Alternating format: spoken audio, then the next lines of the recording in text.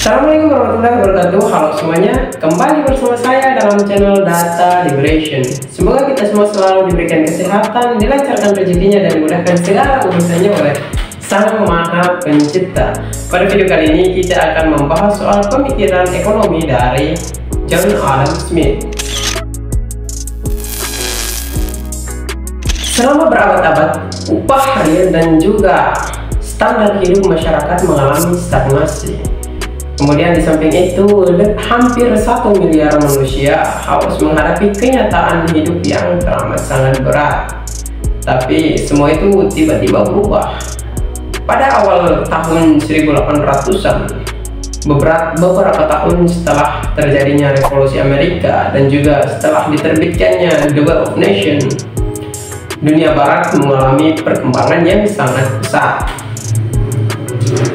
Jika George Washington dikenal sebagai bapak dari sebuah negeri baru atau sebuah negara baru, maka John Adam Smith ini dikenal sebagai bapak dari sebuah ilmu baru, yaitu ilmu tentang kemakmuran. John Adam Smith ini dikenal juga sebagai bapak dari kapitalisme. Kapitalisme itu berawal dan berkembang ditandai dengan peralihan dari zaman feudal ke zaman modern, yang dimana dibidani oleh 3 tokoh besar, yaitu Martin Luther, Benjamin Franklin, dan juga Adam Smith. Martin Luther meletakkan dasar-dasar teosofis, kemudian Benjamin Franklin meletakkan dasar-dasar filosofis, kemudian Adam Smith meletakkan dasar-dasar teori ekonominya. Adam Smith memiliki karya yaitu The Wealth of Nations. The Wealth of Nations ini ditujukan untuk membantu kesejahteraan kaum pekerja biasa. Dalam bukunya itu, dia mencoba untuk meyakinkan pembaca terhadap satu metode atau satu sistem ekonomi di mana akan mencapai sesuatu yang disebut sebagai kekayaan universal yang akan sampai pada tingkat masyarakat paling bawah. The Wealth of Nations ini tidak ditujukan untuk kaum aristokrat ataupun raja-raja. Adam Smith tidak terlalu simpatik terhadap para pemegang kekuasaan dan juga para kaum aristokrat karena mereka selama berabad-abad menindas kaum pekerja biasa. The Wealth of Nations ini dibuat juga ditujukan untuk menentang paham yang waktu itu berkembang dan juga yang menguasai politik dan juga ekonomi waktu itu, yaitu merkantilisme.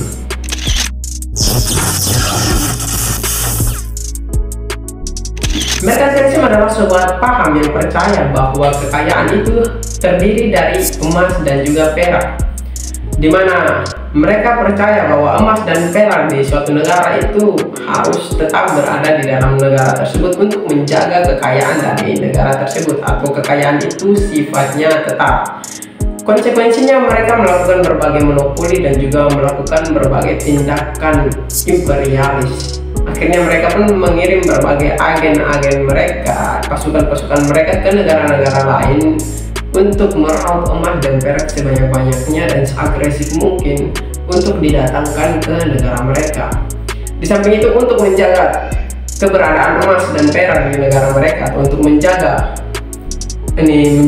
kekayaan negara mereka, mereka pun membatasi berbagai tindakan ekonomi, seperti mereka membatasi impor. Mereka membatasi impor berbagai produk dari negara lain. Misalnya Skotlandia sendiri waktu itu membatasi impor atau melarang impor anggur dari Paris. Kemudian untuk mendorong produksi anggur di dalam negeri sendiri. Kemudian berbagai kebijakan pun dilakukan, seperti mengenakan tarif yang tinggi terhadap produk di dalam negeri mereka. Hal ini yang kemudian Smith sering mengatakan bahwa salah satu problem yang selalu dialami oleh kita semua adalah bagaimana cara untuk mengumpulkan uang atau mengumpulkan kekayaan.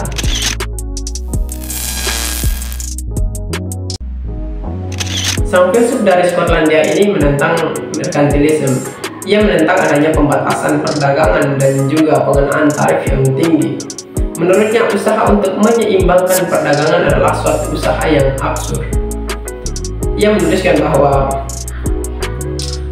dengan memanfaatkan rumah kaca dan juga pemanas ruangan, kita bisa membuat anggur yang baik di Skotlandia. Tapi untuk membuat anggur yang baik di Skotlandia, kita membutuhkan biaya 30 kali lipat dibandingkan kita mengimpornya dari Prancis. Menurutnya, masuk akal sebuah hukum yang melarang impor anggur dari Prancis untuk membuat anggur merah dan anggur putih di dalam negeri sendiri. Menurut John Adam Smith, sistem merkantilisme ini hanya menguntungkan para produsen dan juga para pemegang kekuasaan, tapi sangat merugikan kaum konsumen atau para masyarakat kelas bawah. Menurutnya, sistem merkantilisme ini yang tidak memberikan keuntungan kepada para konsumen ini sifatnya anti pertumbuhan dan juga dangkal. Menurutnya, sistem merkantilisme ini mengorbankan kepentingan konsumen demi kepentingan produsen. Bukankah hal-hal bijak yang dilakukan suatu keluarga kecil akan berdampak baik juga pada suatu negara atau suatu kerajaan? Menurutnya, apabila ada suatu negara yang menawarkan suatu komoditas dengan harga yang lebih murah ketimbang kita memproduksinya sendiri, bukankah lebih masuk akal jika kita membelinya? Jika akumulasi emas dan perak merupakan sumber kekayaan bagi orang kaya dan juga orang berkuasa, lantas apa sumber kekayaan bagi orang-orang biasa? Ini merupakan pertanyaan utamanya Adam Smith. The Wealth of Nations bukan saja risalah tentang perdagangan bebas, tapi dia juga berisi tentang gagasan-gagasan tentang kemakmuran. Sumber kemakmuran bukanlah pengumpulan emas dan perak dengan cara mengorbankan negara lain. Yang mengatakan bahwa kemakmuran itu bukan cuma tentang emas dan perak, tapi ia juga tentang tanah, gedung, dan segala macam barang yang bisa dikonsumsi. Pada tahun 1763, ia mengatakan bahwa kemakmuran suatu bangsa terjadi apabila semua kebutuhan dan fasilitas untuk hidup tersedia dengan harga yang murah.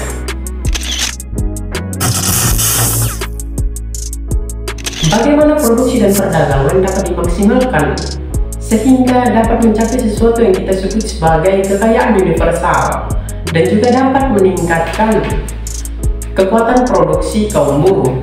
John Adam Smith memberikan jawaban yang jelas, yaitu berikan kebebasan kepada rakyat. Di sepanjang The Wealth of Nations, John Adam Smith mendukung prinsip kebebasan alamiah, yaitu kebebasan setiap orang untuk melakukan apa yang mereka inginkan tanpa campur tangan dari negara. Lebih lanjut, menurutnya bahwa kebebasan ekonomi bukan cuma hanya akan menghasilkan kehidupan materialis yang lebih baik, tapi juga itu merupakan bagian dari hak asasi manusia. Menurutnya, membatasi orang-orang untuk melakukan apa yang dapat atau apa yang bisa mereka lakukan dalam bidang produksi, dan juga membatasi orang-orang untuk menggunakan modal dan juga industri yang menurut mereka dapat memberikan keuntungan terbaik bagi mereka, merupakan pelanggaran nyata terhadap hak asasi manusia yang paling luhur. Kebebasan alamiah juga merupakan hak untuk memperoleh upah sesuai dengan kemampuan pasar. John Adam Smith menentang upaya pemerintah untuk mengatur dan menaikkan upah buruh secara artifisial.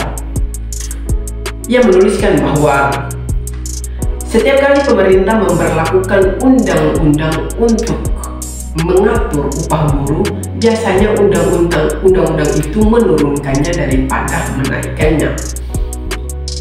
Seperti para buruh, John Adam Smith juga ingin bahwa upah buruh itu naik. Namun, kenaikan upah buruh harus terjadi atas dasar keadaan alamiah dari kekuatan pasar, bukan karena pemerintah. Kebebasan alamiah juga merupakan tentang kebebasan untuk investasi, kebebasan untuk menabung dan juga kebebasan untuk mengumpulkan modal tanpa batasan dari pemerintah. Dukungan Smith terhadap kebebasan alamiah ini akhirnya melahirkan gagasan-gagasan baru di generasi selanjutnya. Kata-katanya merubah arah politik dan juga menghancurkan doktrin proteksionisme merkantilisme lama dan juga membebaskan belenggu manusia. Banyak negara-negara akhirnya menuju pada perdagangan bebas yang dikatakan bahwa itu dipengaruhi dari karya Smith, yaitu The Wealth of Nations. The Wealth of Nations ini juga dikatakan sebagai dokumen ideal yang melengkapi revolusi industri dan juga hak-hak politik manusia. Adam Smith memulai buku besarnya dengan diskusi tentang bagaimana kekayaan dan kemakmuran dapat dicapai dengan perdagangan bebas. Kemudian ia menggarisbawahi 3 karakteristik. Yang pertama, kebebasan atau freedom, yaitu hak untuk produksi, hak untuk berdagang, hak-hak tenaga kerja dan juga hak-hak pemilik modal. Kemudian yang kedua adalah kepentingan diri sendiri atau self-interest, yaitu hak untuk mengejar kepentingan diri sendiri dan juga hak untuk membantu kepentingan orang lain untuk mengejar kepentingan diri sendiri. Dan juga yang terakhir atau yang ketiga adalah persaingan atau competition, yaitu hak untuk bersaing dalam bidang produksi dan juga perdagangan barang dan jasa.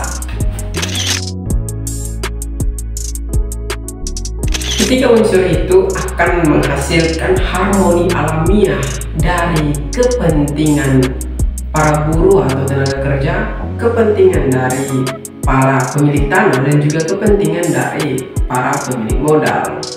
Kepentingan-kepentingan dari jutaan masyarakat akan menghasilkan satu masyarakat yang stabil dan juga makmur tanpa harus diarahkan oleh negara secara terpusat. Kepentingan-kepentingan ini yang disebut sebagai invisible hand atau tangan tak terlihat. Invisible hand itu sepertinya seorang pemilik tanah, dia tidak memiliki modal untuk mengelola lahannya, kemudian dibantu oleh orang lain atau pemilik modal untuk memulai usahanya. Kedua orang ini sama-sama mengejar kepentingan sendiri atau kita istilahkan sebagai mengejar profit.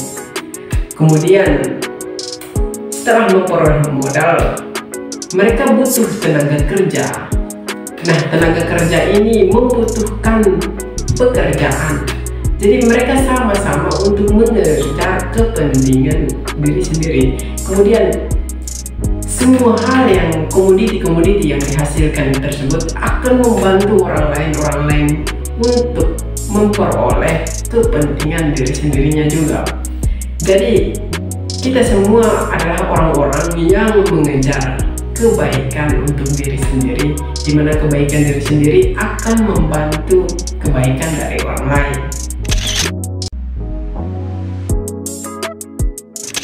Para kritikus khawatir bahwa kebebasan dan juga mengejar kepentingan diri sendiri ini akan menjadi pembenaran terhadap keserakahan dan juga kecurangan, bahkan akan menimbulkan pergolakan sosial, penghancuran lingkungan, dan bahkan penyalahgunaan kekuasaan. Adam Smith memberikan penjelasan yang jelas dalam kebebasan alamiahnya. Menurutnya, setiap orang dapat dengan bebas untuk mengejar kepentingan diri sendiri, dan ia pun juga dengan bebas dapat membantu orang lain demi untuk mengejar kepentingan dirinya sendiri. Atau diistilahkan, berikan apa yang saya inginkan, maka saya akan berikan apa yang kamu inginkan. Itu adalah makna pertukaran yang jelas sebenarnya menurut Smith. Dengan kata lain, pertukaran atau perdagangan yang seharusnya bermanfaat bagi produsen maupun konsumen atau bagi segala pihak, dan tidak boleh menyurangi atau tidak boleh merugikan salah satu pihak. Invisible hand Adam Smith hanya akan berlaku jika para pedagang ini mereka memfokuskan atau mengutamakan persaingan atau perdagangan jangka panjang dan juga menekankan pada reputasi bisnis mereka. John Adam Smith membayangkan suatu negara yang ideal atau suatu negeri ideal. Dalam pandangannya John Adam Smith itu merupakan negeri yang dipenuhi dengan nilai-nilai kebaikan, kedermawanan, dan juga hukum sipil, di mana masyarakat itu menolak suatu bisnis yang curang dan juga tidak adil. Apa yang bisa direfleksikan dari Smith adalah setiap orang selama dia tidak melanggar hukum keadilan, maka dia dapat dengan bebas mengejar kepentingan dirinya sendiri dengan caranya sendiri. Dan juga dia diperbolehkan untuk bersaing dengan orang lain, baik dalam perdagangan barang dan jasa, bahkan juga dalam hal permodalan.